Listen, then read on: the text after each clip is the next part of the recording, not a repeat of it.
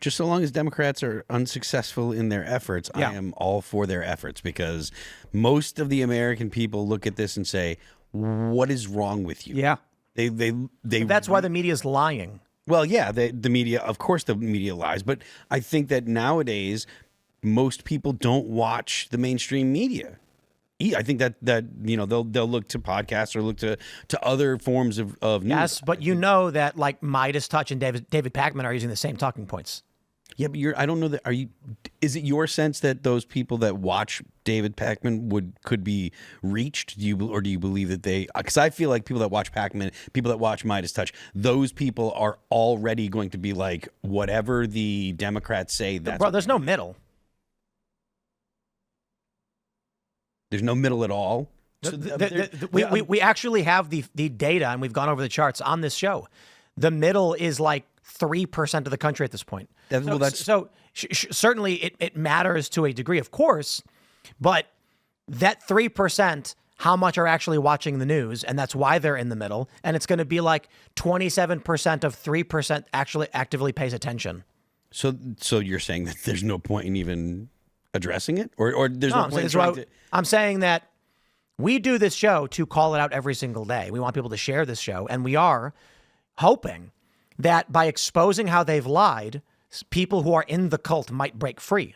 But there's not like an undecided individual who's like, I'm not sure who we can talk to about this. No, it's not about whether or not about them trying to find out who they can talk to, but it's about platforms like ours and like others trying to make sure that the narrative that the Democrats are putting out, that the truth comes out, and the average person that doesn't go out and search for this information, or even the people that do, make sure that there's the truth is out there.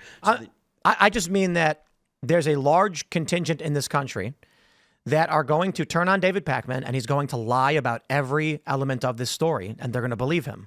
That was the initial point. Yeah, I don't disagree with you. Yeah.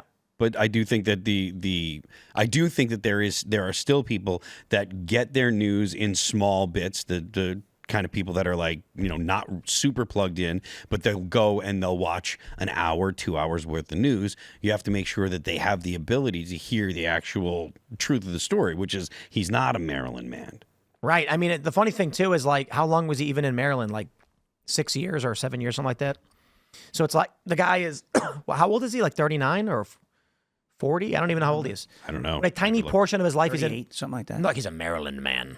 Yeah. Like right. where was he before this? El Salvador? That's the attempt to kind of distract from the fact that he's illegal, right? Because you're not allowed to use that term, right? So they say he's from Maryland because that's where he was, but that's not where he's from. He was resting his head here for just right. a moment. It's like I grew up in New York. I live in Tennessee, but it's like I wouldn't say that I'm from Tennessee yet. I mean, I've been there for 2 years. I grew up in New York for 31.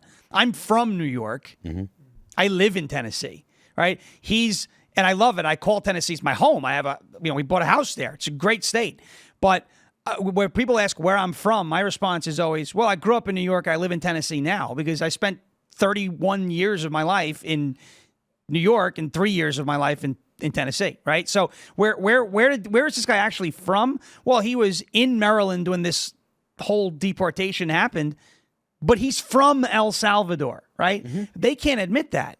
They can't put that. They have to. It's branding. They have to brand him a Maryland man. It's anything you see in the supermarket. Yoo-hoo. They don't call it chocolate milk, right? It's chocolate drink, right? Because it's not milk and it's a whole like you have to brand him a certain way to garner that sympathy. Yeah. So to say that you just mistakenly deported a guy from Maryland, that sounds horrible.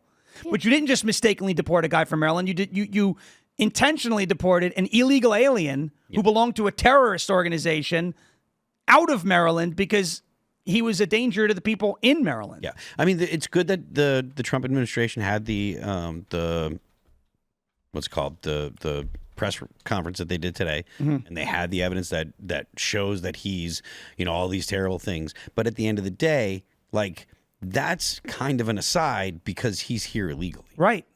So immediately he's ripe for deportation. It's not like one of these things where he came, overstayed his visa, and that's a civil violation. Yep. He admitted, I walked across the desert for a few days and entered the country illegally in 2012. Yep. So on that alone, that's a crime. Thanks for checking out this clip from Timcast IRL. Make sure to watch the show live Monday through Friday at 8 p.m. Subscribe to this channel, and we will see you all there.